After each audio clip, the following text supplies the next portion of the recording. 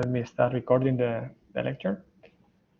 So it's a great pleasure to have Sacha Davidson with us this afternoon. She's from the University of Lyon in France, and she's an expert on many different things. Among them, of course, lepton flavor violation and neutrino masses, which are the subjects of this lecture.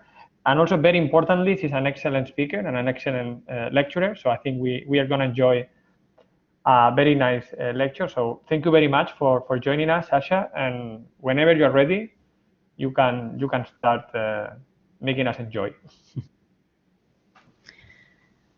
So hello, everyone.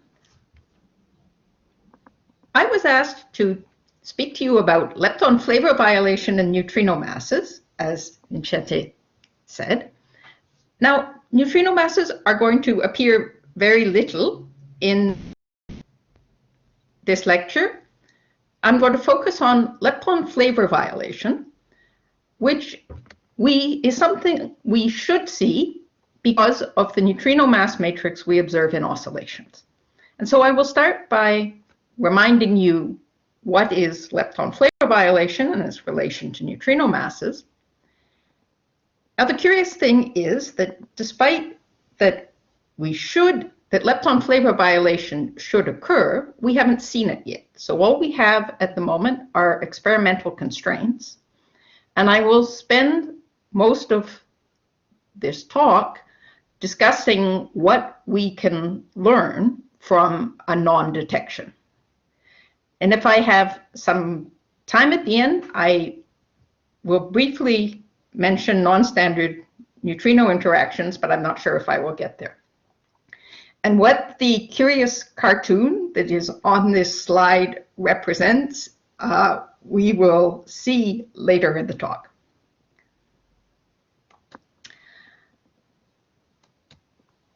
So, as I'm sure you know, lepton flavor violation is when a charged lepton changes flavor at a point. So essentially, on the tip of your finger, you want a muon to turn into an electron. And the reason why it's important to require that the charged lepton should change flavor at a point is that we already see charged leptons change flavor, but in neutrino oscillations, right? You can, for instance, produce a neutrino beam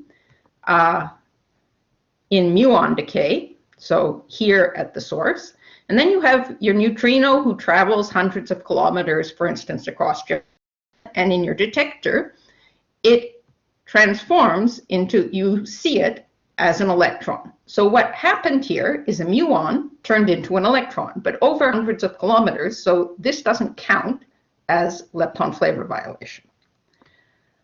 An example of lepton flavor violation would be something like mu to E gamma decay. Now, we know this occurs given the neutrino mass matrix and the mixing angles that we have observed, because in the Lagrangian with neutrino masses, all the lepton flavors are unconserved. There are no symmetries that could protect lepton flavor. And furthermore, if the neutrinos have Majorana-Dirac masses, they're renormalizable, and so you can calculate processes like this diagram I've drawn here, where a muon turns into an electron and a photon. However, then if the neutrino masses are Dirac, it looks very much like the standard model quark sector, and lepton flavor violation corresponds to flavor changing neutral currents in the quark sector, and is GIM suppressed. And that means in the neutrino sector that the amplitude is suppressed by a neutrino mass squared over MW squared, so the branching ratios in this case would be invisibly small. So for the rest of this talk, I'm going to assume that in the lepton sector, there is heavy new physics that can give us lepton flavor violation at a rate that is higher than this. For instance, if your neutrino masses are Majorana, that would occur. You could also have Dirac neutrinos, masses, but heavy new physics nonetheless in the lepton sector. So the crucial thing I need for lepton flavor violation is heavy new particles.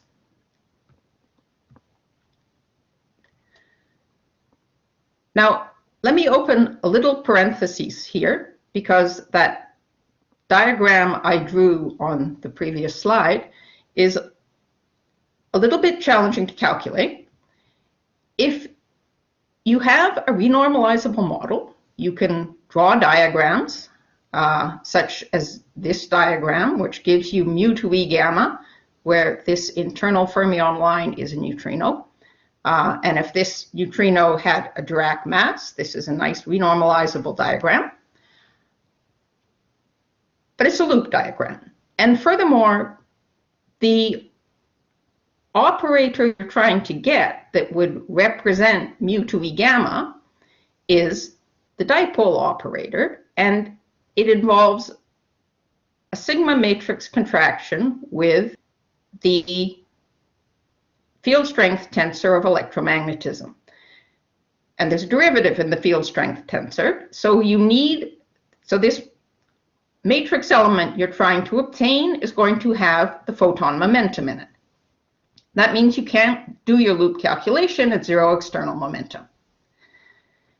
And furthermore, to make your calculation complicated, this same diagram where you have two fermions and a photon attached is a charge renormalization diagram in QED. So the simplest way to do this calculation is you calculate, and then you will get many terms involving different numbers of gamma matrices and so on. And you can follow the approach used by Peskin and Schroeder when they calculate -2 in QED, which is expand your amplitude on a basis of 3 Lorentz vectors, which, for instance, you can take to be a gamma matrix, the sum of the fermion momenta and the difference of the fermion momenta. And then this thing will give you QED vertex renormalization. This vanishes by the Ward identity, and you can use Gordon decomposition to turn that into your dipole operator. Okay, end of parentheses. As you know, we don't see lepton flavor violation. So in this table, I have made you a list of some of the experimental constraints on lepton flavor violation that are divided into 3 classes of constraints. There are bounds on muons turning into electrons, and you see the current experimental limits are of order 10 to the minus 12 on the branching ratio. And what's special about mu to E flavor change is that there are experiments currently under construction who are aiming to improve the experimental sensitivity by about 4 orders of magnitude. So 10 to the minus 12 to 10 to the minus 16. And there are even discussions that the experimental sensitivity could be improved to about 10 to the minus 20. Now, if you look at the particle data book, this is all the mu to E flavor changing processes that you will find, okay? Then there are some meson decays where mesons decay to mu and E, but starting with a muon, you only have 4. If you then go and look at the taus in the particle data book, there are many, many, many more decays of the tau to an E and a mu or a mu and some other particles. However, the experimental sensitivity in the tau sector is more like 10 to the minus 7 or 10 to the minus 8, and the expected experimental improvement in coming years is by about an order of magnitude at del 2. And then the third class of constraints on lepton flavor violation comes from colliders, where you can, for instance, look for lepton flavor violating decays of heavy particles.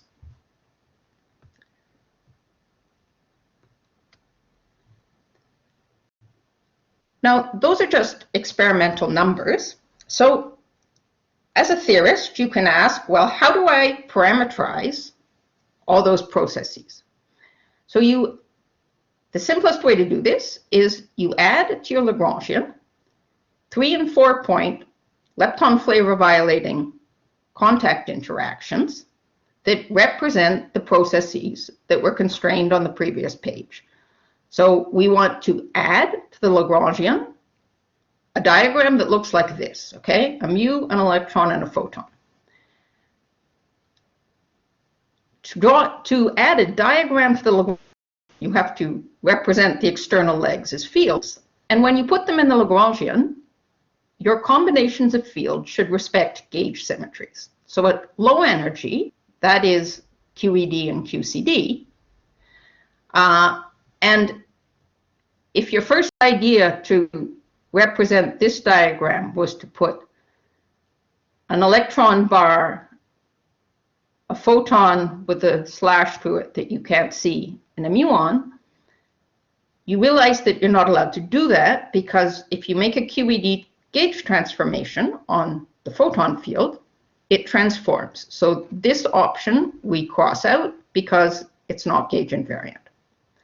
But we can write down E bar sigma dot F and a muon, and that was the dipole operator that we saw a few slides back. And then you can add many, many 4 fermion operators involving 4 leptons, 2 leptons and 2 quarks, also 2 leptons and 2 gluons, or 2 photons. Now, when you write these contact actions as operators, you can then classify the operators by their dimension. By counting, you know the dimension of the field, so you just count the dimension of all the fields in the operator, and you have the dimension of the operator. And this is a good way to classify your operators. However, when you decide what to include, and you're working at low energy, it's better to put everything with 3 or 4 legs independent of its dimension, because sometimes when you transform your energy operators into standard model operators that will also respect the SU2 of the standard model, you discover that there are Higgs webs floating around, and that, for instance, an operator that was dimension 5, this dipole here, you see, is a dimension 5 operator. The electron has dimension 3/2, and the muon is 3/2, so that together sums to 3. And F is a derivative, and the photon, so it adds 2 dimensions. But this will turn out to be dimension 6 when you go above the weak scale. In other words, it will scale as 1 over new physics scale squared, because it will turn out to have a Higgs field upstairs when you include SU2 gauge invariance. Now, the other thing I did in building my diagrams here is I used chiral leptons.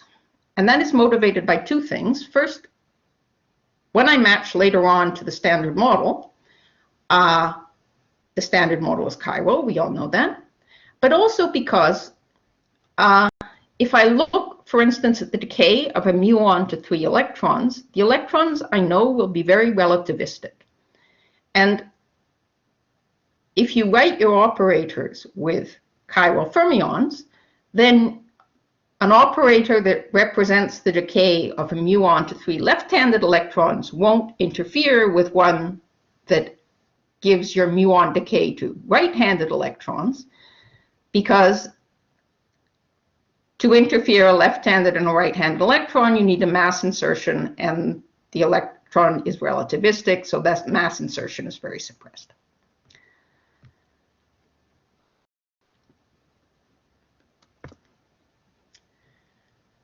Okay, so then I replace my diagrams by operators, as I told you.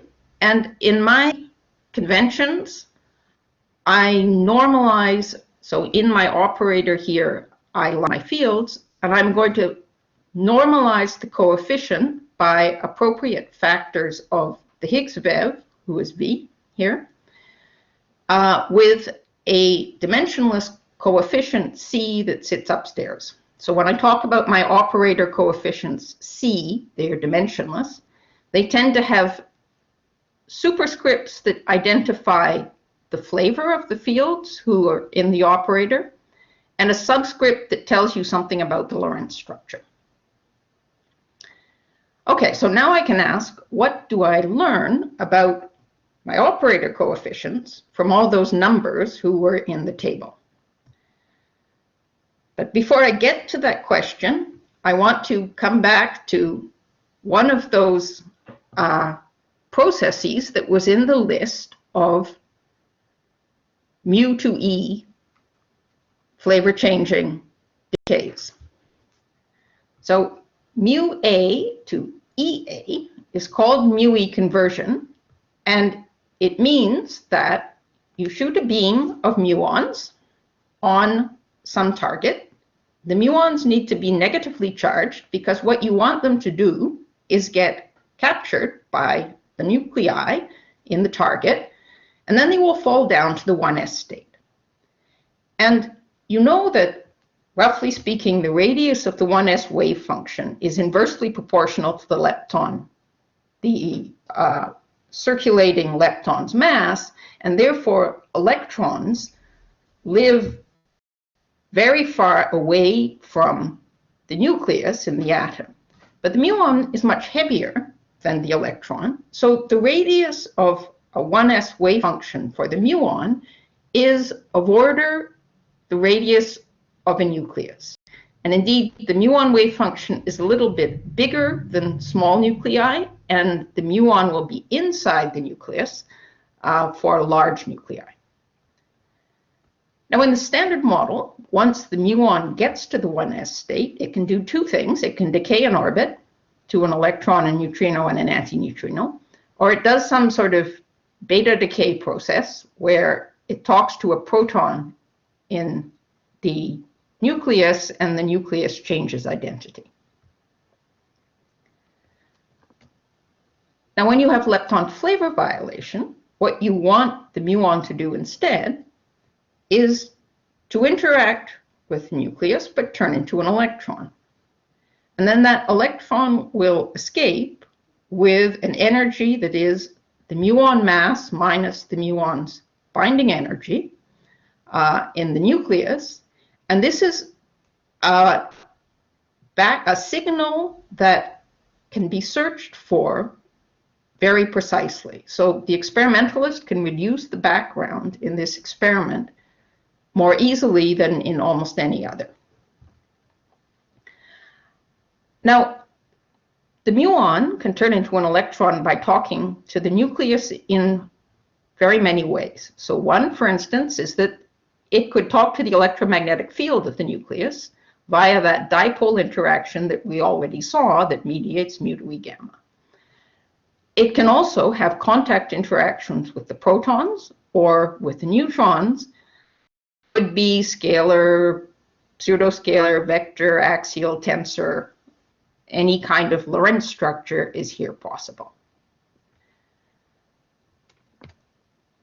Now, from the point of view of the nucleus, though, this process is a little bit similar to WIMP scattering. All the nucleus sees is that there is some non-strongly interacting particle out there who exchanges a little bit of momentum with it and goes away. And so, like in WIMP scattering, in mu-E conversion, there's going to be a spin-independent rate, which will be coherent across the whole nucleus. And so the rate is enhanced proportional to the atomic number squared, roughly speaking. And then there is also a spin-dependent process where the muon talks to the spin of the protons and neutrons that make up the nucleus. And so, of course, in the amplitude, you still sum over the spin of all the nucleons. It's just that the nucleon spins are paired up, anti-aligned, so when you do that sum, you don't get a factor of A. You end up with a factor of 1 if the number of nucleons is odd. So the spin-dependent rate, like for dark matter scattering, doesn't benefit from this A-squared enhancement. Now, why am I telling you about this is because the experimental sensitivity to this process it is this process for which the experimental sensitivity could reach of order 10 to the minus 20. And for more, because of the A-squared enhancement, your sensitivity to the operator coefficients for a given branching ratio is better than a decay like mu to 3e, because the bound on the operator coefficient is the square root of the branching ratio, and it's also suppressed by this factor of atomic number. So the best constraints, or the best sensitivities to mu to E flavor change, come from UE conversion. Now, that means this is an interesting process to study theoretically, to understand what you can learn from it. Unfortunately, it is a little bit complicated to calculate because you have the high energy lepton flavor violation that will give you the interaction of the muon with the electron and, say, quarks. And then you have to match that interaction onto mu to E interacting with a nucleon, and then you have to put the nucleons in the nucleus. So you need to do a nuclear physics calculation, and you probably also need to do chi-pt corrections to the lepton-nucleon interactions. And there's quite a bit of theory that could be done for these processes, and that hasn't been done. So if you were interested in lepton flavor violation, and you would like to do some theory calculations, this might be an interesting process to study.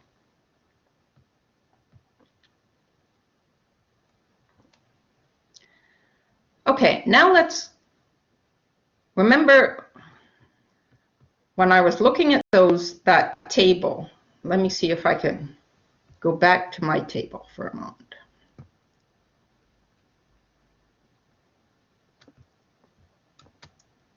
Remember this table?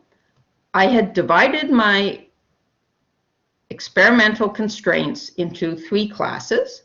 There were the mu to E, lepton flavor violation, and then there was the tau to mu over E, and there were the collider bounds. And so let's, for a minute, think about the complementarity of these different processes.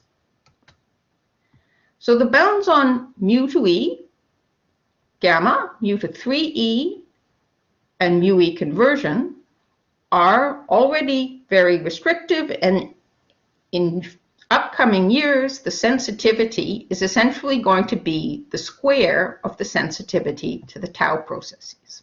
Okay? In other words, the bounds on tau flavor change are of order 10 to the minus 7 or 10 to the minus 8, and those on mu to E will reach 10 to the minus 16. And I remind you, there's a little detail about the tau branching ratios, is that the tau has hadronic decays. So if you want to compare a tau branching ratio to a mu branching ratio, in order to be comparing the same thing, you don't want to compare the branch you want to compare the ratio of tau to, say, E gamma over tau to E nu nu bar to mu to E gamma over mu to E nu nu bar. And this is going to be 6 times the tau branching ratio to tau to E gamma. Now, the reason that the tau limits are less good than the mu limits, of course, is that taus have a lifetime that is much shorter than muons. So the lifetime of a muon is about 7 orders of magnitude longer than the lifetime of a tau. This is long enough that you can make muon beams, and the upcoming beams from mu to E experiments contain of order 10 to the 10 muons per second. Whereas Bell is aiming to pair produce about 100 taus a second. Now, an interesting question would be that whether you could get better sensitivity to tau flavor change, starting with a beam of electrons or muons and trying to produce a tau in the final state. Now, I know there is a recent paper by Giuliano et al. On this. Now, the paper is 100 pages long, so I haven't read it yet, but I think this is an interesting question. Now, although the tau bounds, now let's think about the tau bounds. Although they are not as restrictive as the mu to E, there are many, many more of them. And that means if ever you see lepton flavor violation, in particular in the tau sector, it would be much easier to discriminate models based on the tau decay than based on the mu decay. So, for instance, remember for mu-E conversion, we were lining up in the amplitude a whole long list of operator coefficients. So there are scalar operators involving mu to E on ups and then downs and then stranges and charms and Bs and so on. Whereas in the tau sector, instead of just having mu to E on nuclei, you have tau decays to many different mesons. And the isospin parity properties of the mesons are different. They restrict which operators can contribute. So for instance, if you have a pion is a pseudoscalar. So you would have axial vectors who contribute. And the pion is an isotriplet, so it's the up minus down operators. Whereas, for instance, the rho is a vector meson, so you have vector currents of up and down quarks, but it is still an isotriplet, and so it's still U minus D.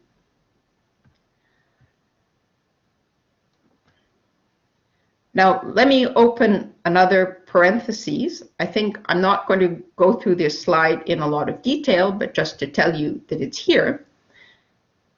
If you ever wanted to calculate, for instance, tau to mu ion, this is a decay that is quite simple to calculate. It's just that sometimes it's a little bit difficult to get the factors of 2 right. So, for instance, you start with a Lagrangian where you have a tau to mu vector in vertex coupling here, interacting with up current with a coefficient CUUR and CUUL, and then also with down quarks with a similar structure. So there would be a CDDR and a CDDL. You can write a matrix element very simply for tau to mu pion so here is your Dirac spinors U for the tau and the muon, and you take a vacuum expectation value between the vacuum and the pion of the quark current. And then you need to know what is this expectation value here. So I can recommend to you, there's a nice introduction to Chi-PT by Professor Peek, where it's clearly explained how you calculate this kind of expectation value, and how you put the factors of 2 are also clearly explained, and so you can relatively straightforwardly calculate the branching ratio. Okay. Now finally, the last place we get constraints on lepton flavor violation is colliders. And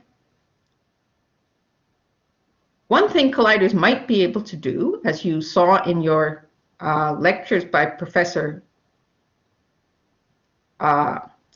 Kim, who talked about neutrino masses, they might be sufficiently energetic enough that you could produce the new heavy particles of your neutrino mass models.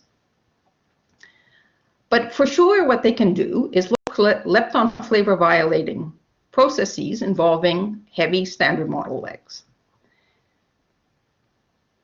Now, in the case of flavor violation of tau to E or mu, the Higgs and Z decays are competitive with the low energy constraints. But Higgs to mu E or Z to mu E, you can get better sensitivity to the coefficients at low energy. But it's important to notice that at low energy, there are additional diagrams that contribute, so there could be cancellations. So let's think about this for a little moment. Suppose you put a Lagrangian that gives you a coupling to the Z of the E and the muon that looks like this, okay? So I have a new physics dimensionless coupling C here, Z E mu. Then I can calculate the branching ratio of Z to E mu over, or I can calculate the ratio of the decay Z to E mu over Z to mu mu bar to be about C squared over the standard model coupling of the Z to left-handed electrons. The experimental limit on this process, Z to E mu, is 7.5 times 10 to the minus 7. And I remind you that Z's only decay to muons about 3% of the time. So this allows you to have a constraint on this dimensional physics coefficient here that's about 10 to the minus 3. Now, if instead you allow your Z to mediate mu to 3e, via a diagram that looks like this, you can also imagine that there was a direct new physics contribution to this process via a 4 fermion operator with a coupling that I'm going to call C here, okay? And so then the branching ratio for mu to 3e is going to be my Z-mediated diagram plus the 4 fermion one, and the bound on the sum would be 10 to the minus 12. So you see that if this you set to 0, you have a much better sensitivity at low energy than you did on the Z. However, there remains this possibility that there could be a cancellation. And so let's think about those cancellations very briefly, because it depends, whether you want to worry about them or not depends on what question you want to ask. So a sensitivity tells you how small a coefficient you could see, right? So in this case, I could see this Z coupling if it was as small as 10 to the minus 6 in mu to 3e. But I won't necessarily see it because it could be bigger than 10 to the minus 6, but canceled by the 4 fermion operator coefficient.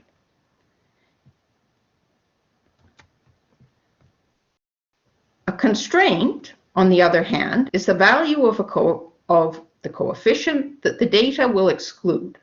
So if I make a plot where on the vertical axis is my coupling of E mu to the Z, and on the horizontal axis is my 4 fermion coupling of mu to 3e, then the combination of this bound, which allows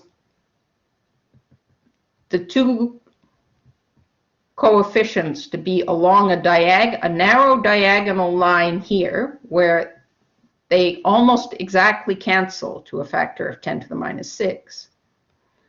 And I combine it with this bound that says that this one can't be bigger than 10 to the minus 3, so I cut off my long allowed diagonal. I end up with an allowed ellipse in my two-dimensional parameter space. So combining the two bounds gives me a constraint on the coefficients that says they both have to be always less than 10 to the minus 3. And now these two ways to quote limits have different uses in different situations. It's not that one is better than another, or that you should always use one or the other, but it is important to know the difference between which one you are using. Sensitivities are often called one-at-a-time operator bounds.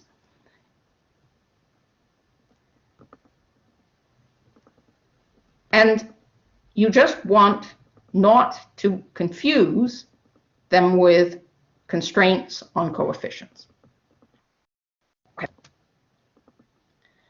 So finally, let's think about one more thing.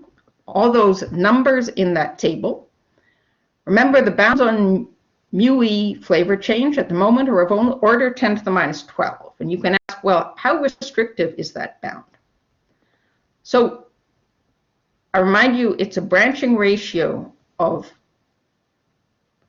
the branching ratio is the ratio of the decay to 3e over standard weak muon decay to an electron and 2 neutrinos, and weak muon decay is a weak process. So there is a Higgs VEV to the 4 downstairs in the decay rate.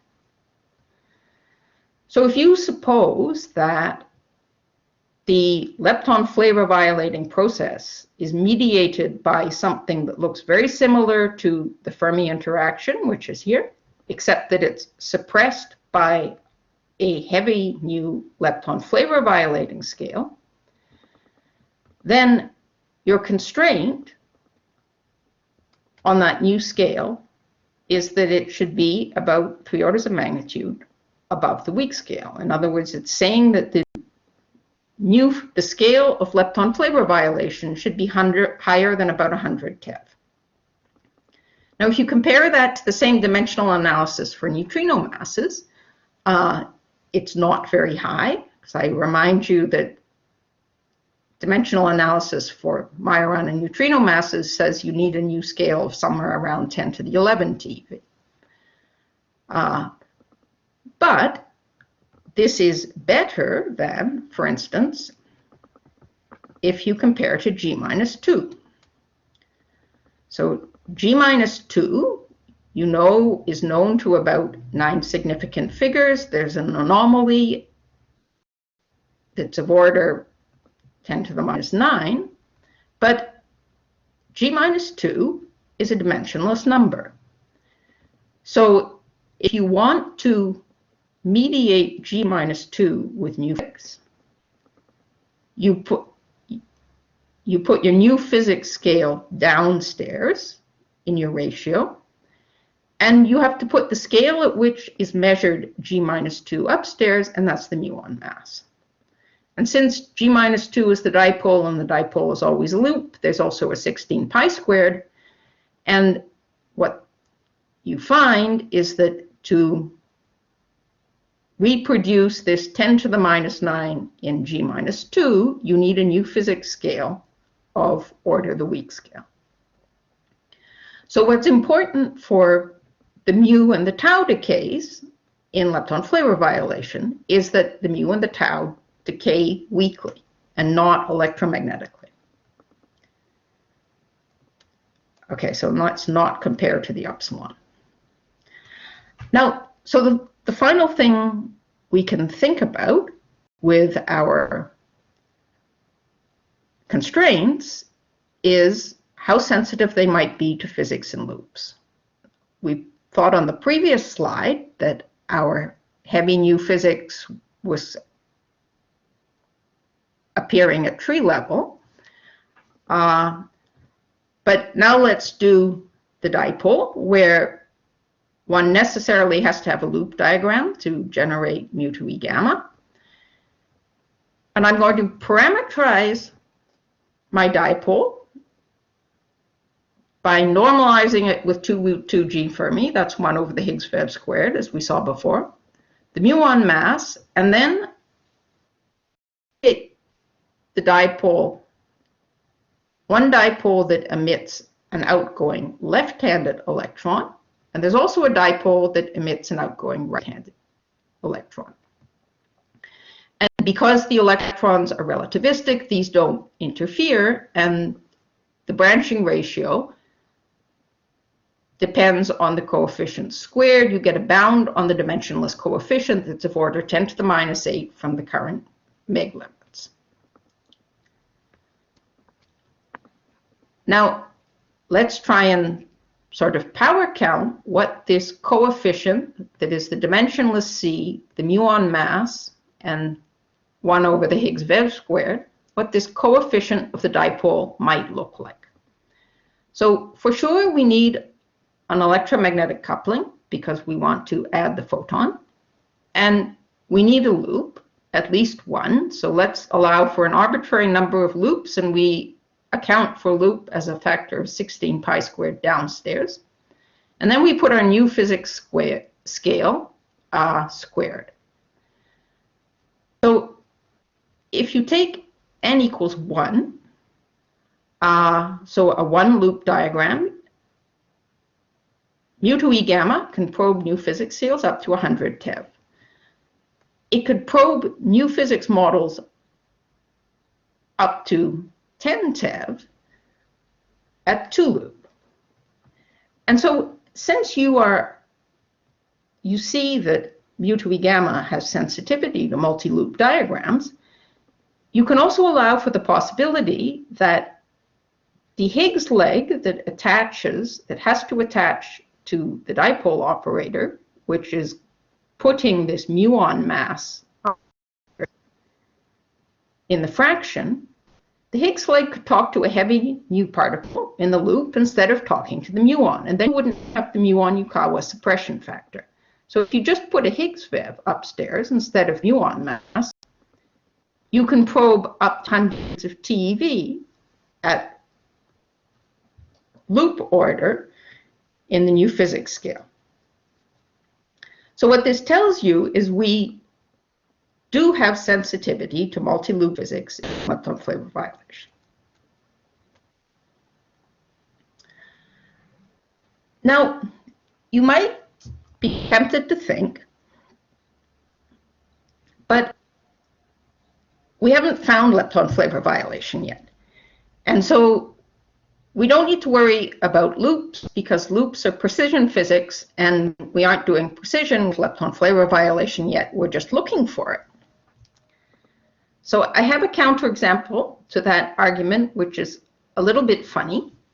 It's not very credible, but let's suppose that we have some new physics model that generates at the weak scale a tensor interaction between electrons, muons, and up quarks. Okay, so sigma here is sigma alpha beta, the anti-commutator of gamma matrices. Now the tensor interaction will give a spin-dependent mu-E conversion rate. Okay, so that the tensor quark current matches onto the nucleon spin current.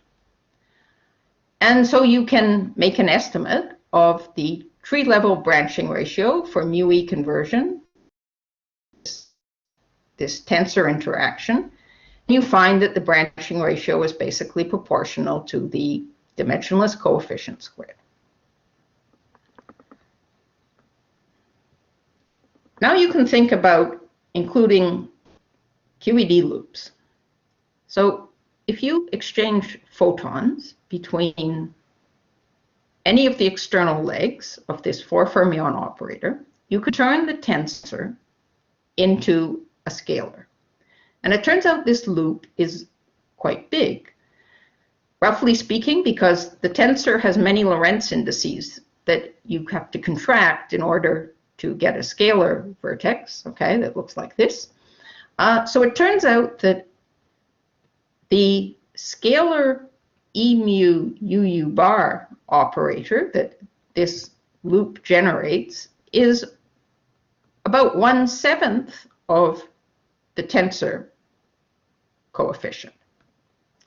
And then when you put the scalar operator into the nucleon, it's a little bit enhanced. But the really important thing is that the scalar operator contributes to spin-independent UE conversion. So you now benefit from the A² enhancement that the spin-independent process has. And so you've changed your branching ratio to mu-E conversion by about 3 orders of magnitude by including loop effects. And so the point is just that you have experimental sensitivity to different operators that can vary a lot. So including loops can change the Lorentz structure and external legs of the operators your model generates and give you instead something whose coefficient is better constrained. Okay, so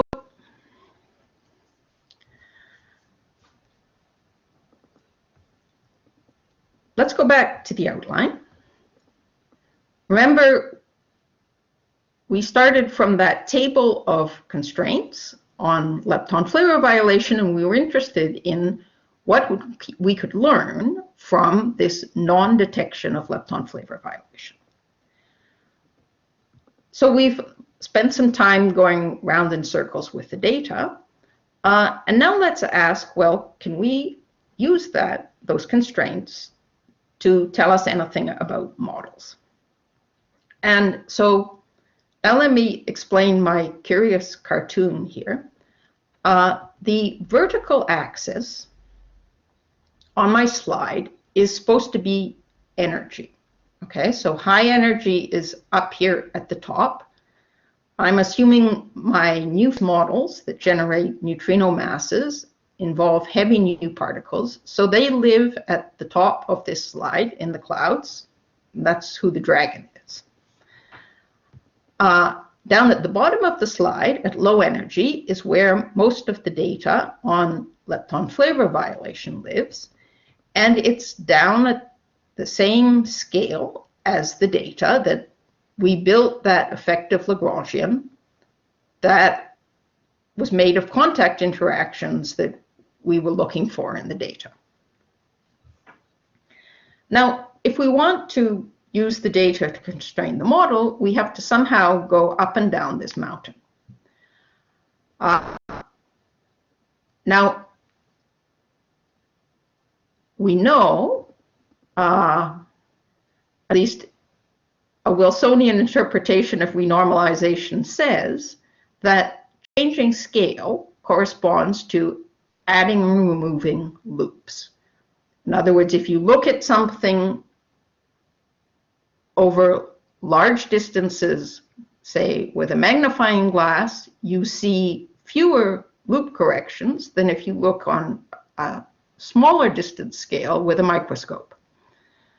So if we want to take the model to the data or the data to the model, we need to worry about these loops that exist between the model and the data. Now, there are two ways to make this translation. The most obvious one, perhaps, is, if you know what the right model is, you just calculate matrix elements for observables. And that means that you have to do the standard model loop calculations, but you have a nice renormalizable model, and this should be possible. The challenge is just that standard model calculations are technically difficult. So you are expanding in loops, but you are also expanding in many coupling constants. Inside the loop integrals, you have many different mass scales, and that makes the integrals difficult to do analytically. You also might have QCD floating around, and you're supposed to resum QCD at low energy because it gets strong. And finally, every time you change your taste in models, you have to redo your loop calculations. So there's another way to do these loop calculations, and this is what I do. Now, the reason I do effective field theory is because I have no intuition on what the right model is, okay? But even if you have intuition on what the right model is, it can be interesting to use effective field theory to simplify your loop calculation. So this, for instance, is what the quark flavor people do. And the point is that by assumption, below the new physics scale, the only dynamical particles are the standard model particles.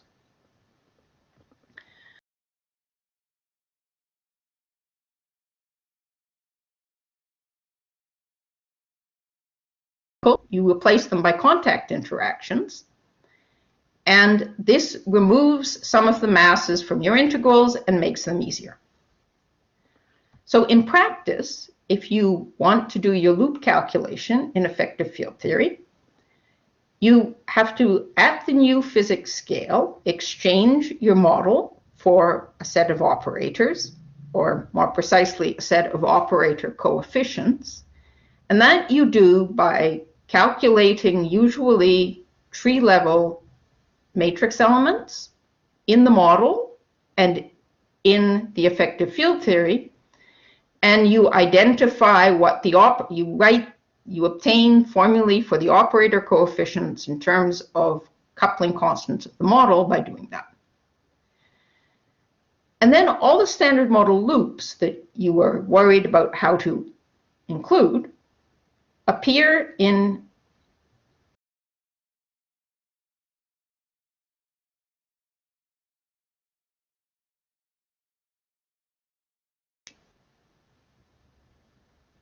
like all coupling constants, run with scale. Sacha, sorry. And yes? For some reason, I think you disconnect sometimes, very briefly, like for 1 or 2 seconds. So I think your connection might be a little bit unstable. So maybe you can switch off the camera for a while, and maybe that helps. Okay. Yes. Yeah, sorry about that. The problem is we have a power cut at work. So I have to be at home today. And yeah, internet at home is not as stable as internet at work. Sorry about that. It's okay. It's okay. It was just for a second maybe, or for a couple of seconds. It's okay. Yeah. Okay.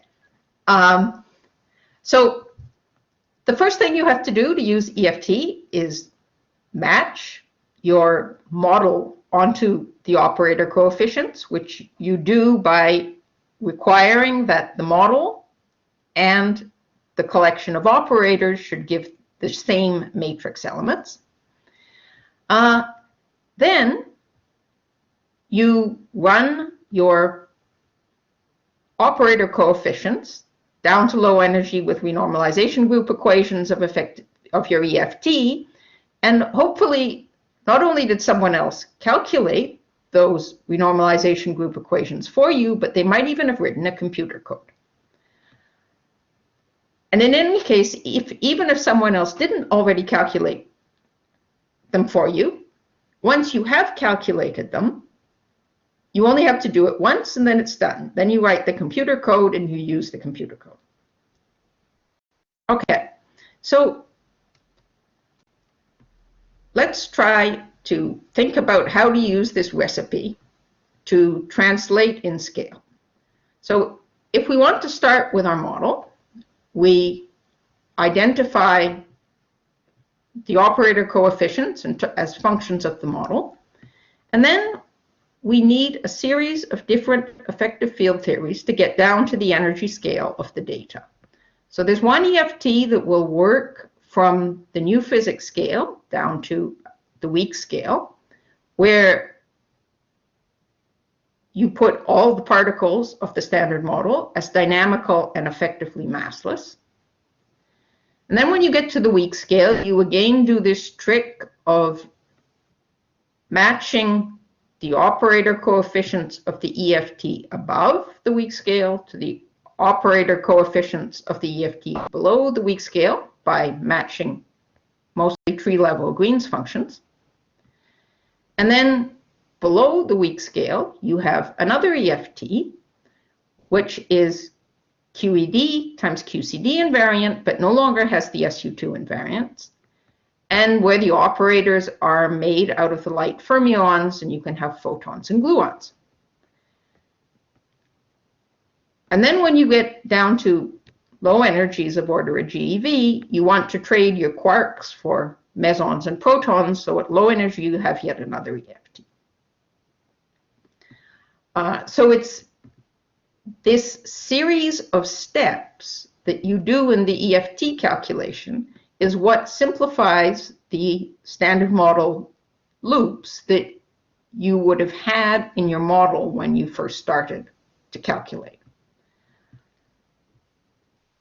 Now, you can do this either by starting from the model and calculating observables, or you can start from the constraints that the data represents and try and carry them up the mountain to the models. So let's think about whether we can do that, okay? The advantage of doing it this way is that data doesn't change very fast. Whereas there are many, many models, and which one you like this year might be different from which one you like next year.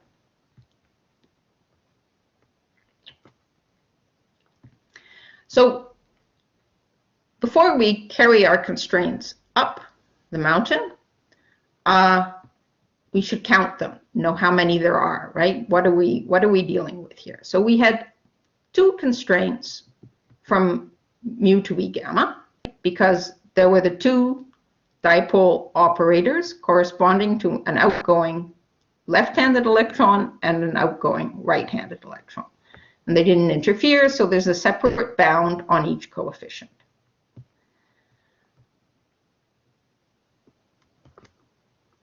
And then for mu to 3e, the dipole operator can contribute again because the photon can turn into an E plus E minus, but it's already constrained, so let's not count it.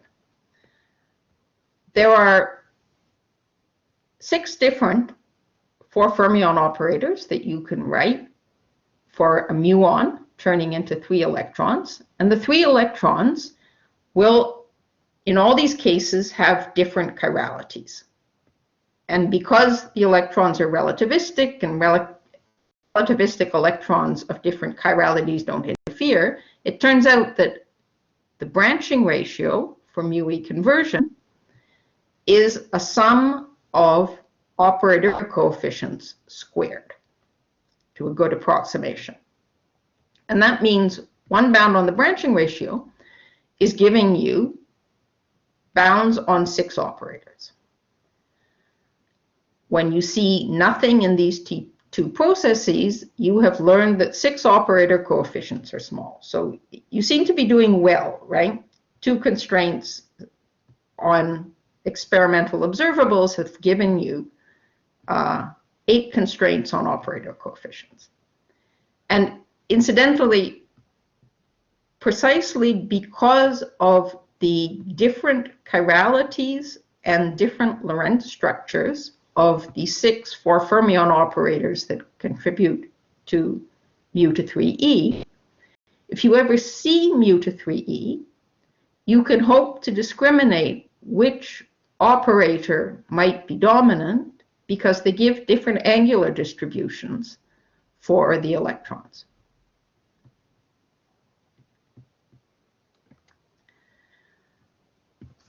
And now let's count also the constraints for mu-E conversion. The spin-independent process, at the moment, there are bounds on two targets who give independent information, which are gold and titanium. Titanium's relatively light and gold is relatively heavy. Because the nuclei are quite different, the operator coefficients that add together in the sum, in the amplitude, are weighted different nucleus-dependent terms, and so you have two independent constraints from these targets. It's also the case that each target does give you two constraints because because of this thing that the outgoing electron can either be left-handed or it can be right-handed. So there are four constraints at the moment from spin-independent mu-E conversion. Whether there's a bound on spin-dependent at the moment, I'm not sure, because titanium has isotopes which have spin, but I don't know if the isotopes used in the target that set the bounds on mu-E conversion on titanium actually use the isotopes that had spin. But in the future, presumably, it would be possible to use spin-dependent targets and maybe have some constraints. So what we have laboriously discovered is that in the sector of mu-E flavor change, experiment allows you to constrain about a dozen operator coefficients. In other words, you have a dozen independent constraints. This is certainly much less than the number of operators that exist that are mu to E flavor changing. There are more like 100 of them. And it might be less than the number of parameters in many models. And so now we're coming back to what we discussed before, that the tau flavor sector might be better for discriminating more than mu to E, because mu to E, we have great sensitivity, but only to very few observables.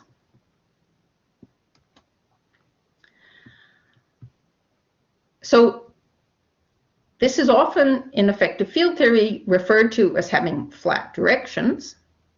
So you can't identify an ellipse in your operator coefficient space where the data forces you to sit. But this isn't a problem of the effective field theory. This is just a feature of the data. We're just saying that in mu to E flavor change, we only measure very few things. Now, one can therefore run these constraints up to the new physics scale, and this gives you a subspace in your operator space at physics scale.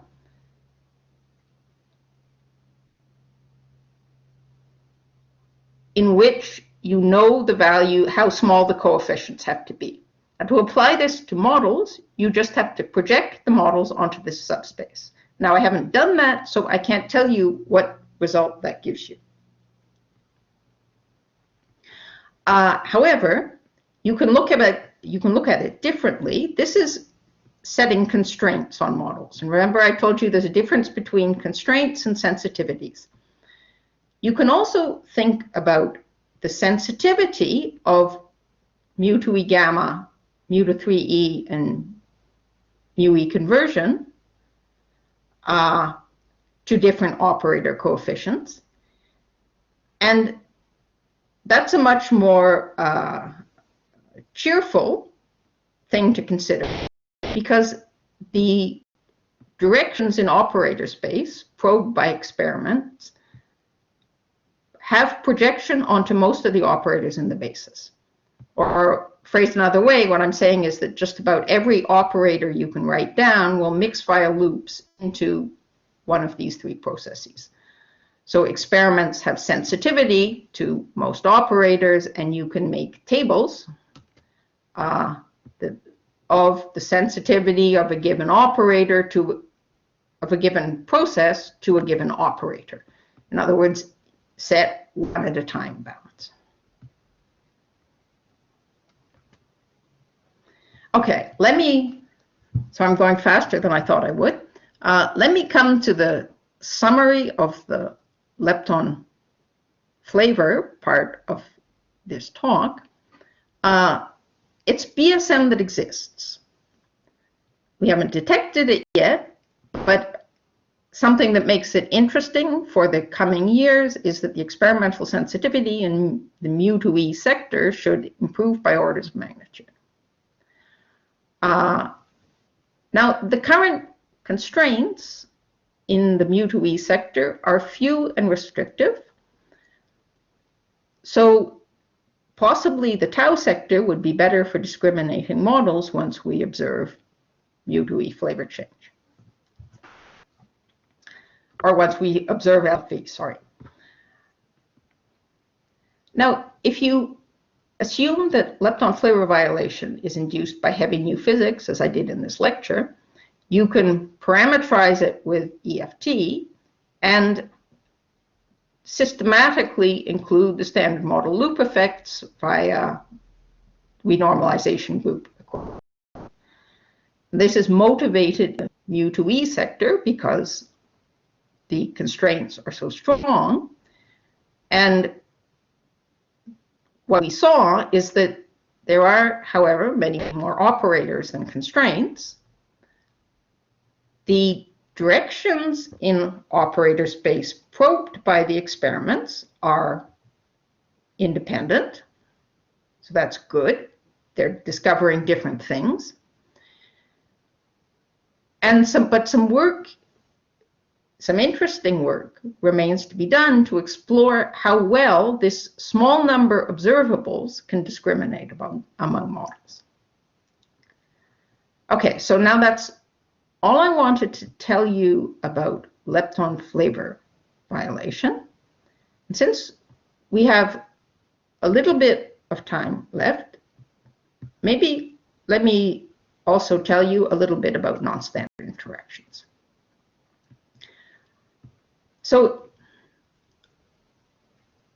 I mean, Lino, maybe you can help me here. How much has already been said about NSI? I think it was mentioned in some of the neutrino oscillation lectures, but very, very, very briefly. So, and actually, I think today, I think Michele wanted to cover them, but in the end, he didn't have time. So just go ahead, and I think it would be great if you can discuss them. Okay, let me say a little bit then. Okay. So non-standard neutrino interactions means you add to your Lagrangian something that looks like the Fermi interaction, except it's induced by new physics. You have a E minus A neutrino current that connects to a current of first generation fermions. So electrons, down quarks or up quarks.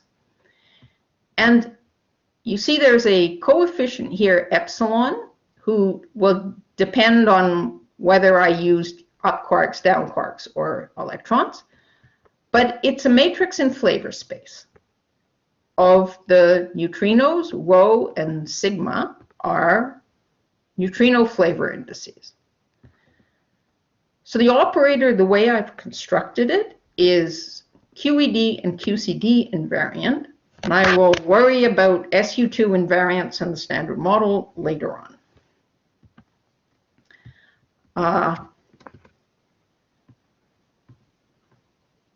If I put this operator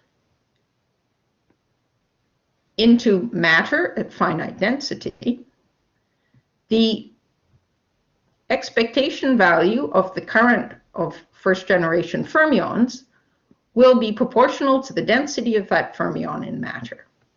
And so this contributes to forward scattering of the neutrinos, in other words, to an effective mass in matter for the oscillation Hamiltonian.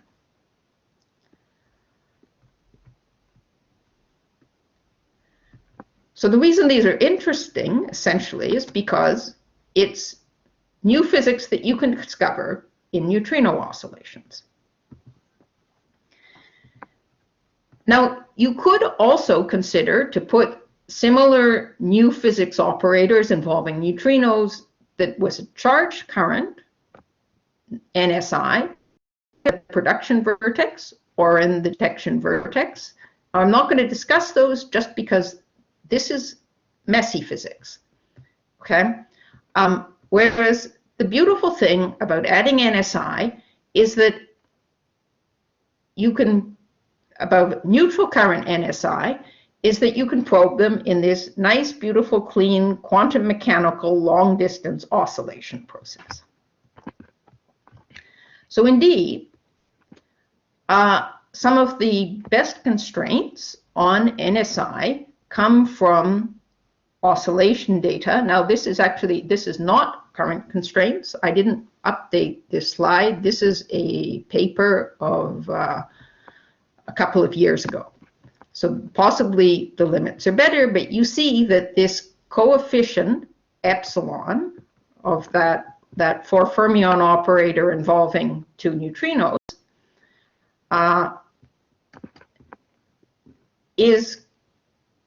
can be of order somewhere between 0.5 and 10 to the minus 2. It depends on whether it's NSI on electrons or on quarks. And it also depends on the flavor of the neutrinos. And insofar as I understand this paper, these are actually constraints. These are not sensitivities. The claim is that epsilon cannot be bigger than these numbers. Let's skip the comments. Now, you can also, let me back up one. Sorry. So there are also constraints from neutrino scattering experiments. They tend to be less good than this, so that's why I'm not showing them to you at the moment. What I want to think about now is the problem that standard models are actually in a doublet. Standard model neutrinos are in a doublet. So roughly speaking, anything a neutrino does, a charged lepton does too. And you can wonder if NSI are compatible with charged lepton flavor violation bounds. So let's think about that. Suppose you want to make NSI on electrons, okay? So the second fermion bilinear that we are constructing here is going to involve the electron, either right-handed or left-handed. We want a tau to go to nu mu. So the first fermion bilinear has to be built with lepton doublets. And you can make a contraction where you have 4 doublets and you contract with polymatrices or without polymatrices, or you can have the 2 doublets and the electrons as right-handed singlets. Now with these things, you can construct your NSI operators, and you find that there are 2 of them for left-handed electrons or right-handed electrons, and the left-handed electron's coefficient is proportional to the sum of this operator plus that one, and the right-handed guy is this. And then you can calculate the constraint on the same standard operators as we just wrote down here from tau to 3 leptons. And indeed, this coefficient is constrained to be small. So you might think, okay, this operator will not generate NSI, because if it did, it would also give me tau to mu EE bar at a rate that is excessively large. However, I can choose the appropriate linear combination of these two such that you don't see charged lepton flavor violation, but you could have NSI.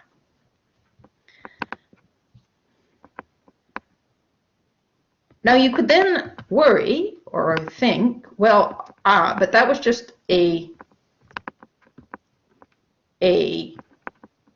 tree-level calculation of lepton flavor violation. What happens if I include the loops? And indeed, you can do that. Then you have to impose a few more constraints.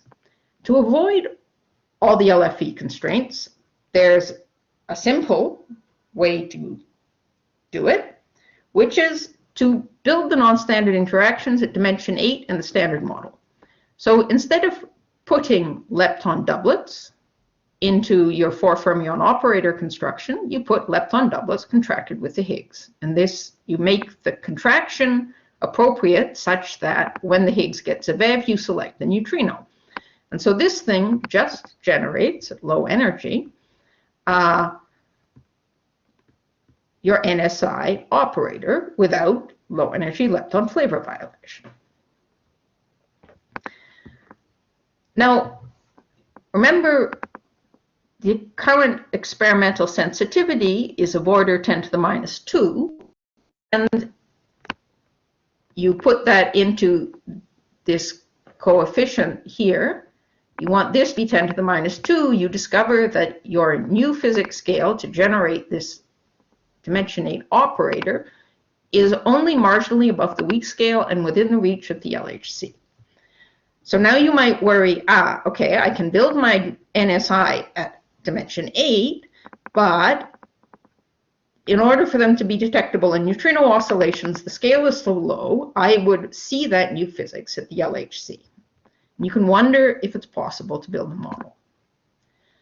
So the most perhaps motivated models for NSI that I know are actually light new physics. So there are models built by Farzan and Postolov and Pradler that I am familiar with, and probably many others, where you put a light Z prime. You can choose its couplings in such a way that it won't give you lepton flavor violation that is excluded. And you can, as I told you, there are some constraints on NSI from neutrino scattering experiments, but often the light Z primes can evade the constraints from scattering experiments because of the mass of the mediator. So the answer, is there a model, is yes, there are light new physics models, and they are moderately attractive. You can also build heavy new physics models. This has been explored by various authors, where you the new physics couplings so that you cancel dimension 6 operator coefficients. This is a little less motivated, perhaps, because when you do heavy new physics, you can then do effective field theory, and you can calculate in your EFT that when you do loop calculations, these cancellations will no longer be maintained by the loop effects, and then you might generate lepton flavor violation, for instance, in the mu to E sector.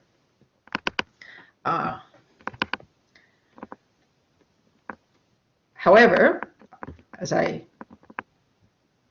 we saw first, there are the light new physics models that seem to work fine.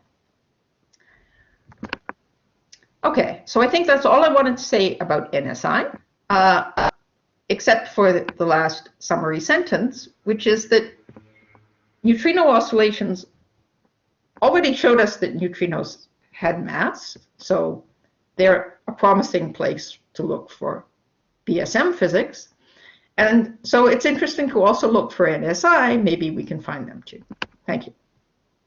And I'm happy to answer any questions, and I would like to go to the poster session too. Thank you, Sacha.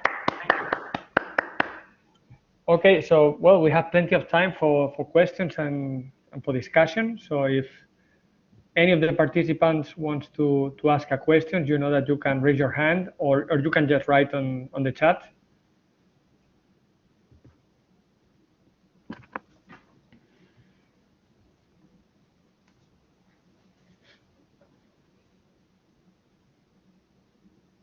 Okay, so, well, I will ask you a question, and then maybe people will come up with questions to continue afterwards. So I wonder about these models with heavy mediators that in principle cancel out the contributions to some of the combinations that give you lepton ferroviolation. So as you mentioned, this is not stable under loops, no? But has it been studied whether this is actually realistic, or you need a lot of tuning to do that? So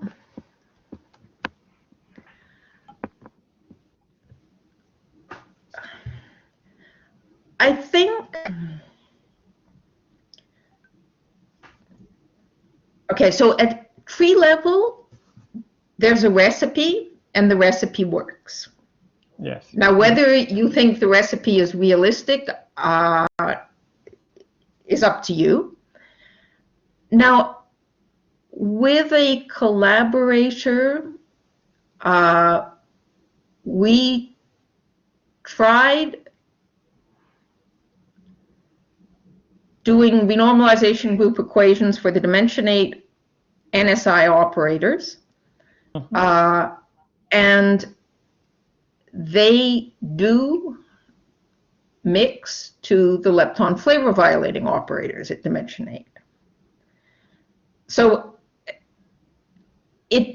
you might think, okay, it doesn't make a lot of sense to do renormalization group equations because you're only picking out the log enhanced part of your loops, and if your new physics scale is at a TeV, the log enhancement of the loops, or the log enhanced part of loop corrections enhanced respect to the constant parts. So it's not that our EFT calculation is credible. The point is just that what you can calculate in EFT is the log enhanced part of the loop. And so what we can show is that in the heavy models, if you have dimension 8 operators that induce NSI, then there are non-zero loop effects that will give you dimension 8 operators that generate LFV. And in the mu to E sector, I think this means heavy new physics NSI is in trouble. Unless you have a conspiracy with the finite contributions, right?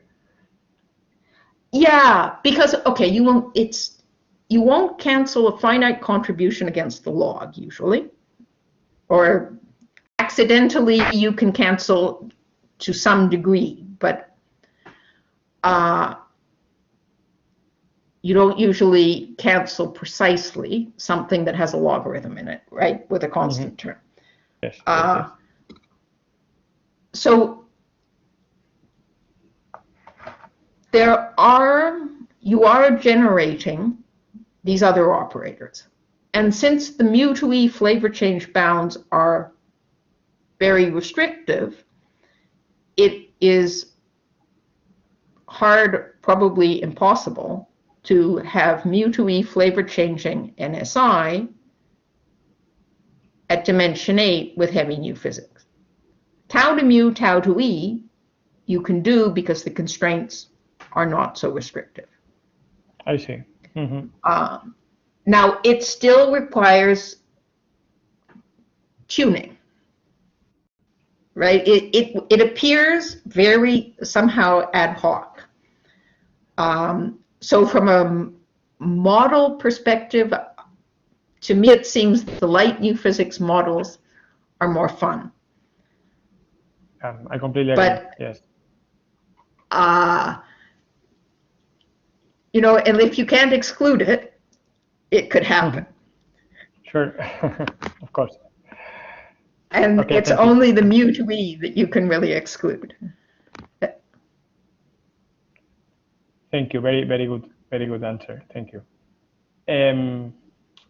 So anyone else, any question or any curiosity that you want to ask to Sacha?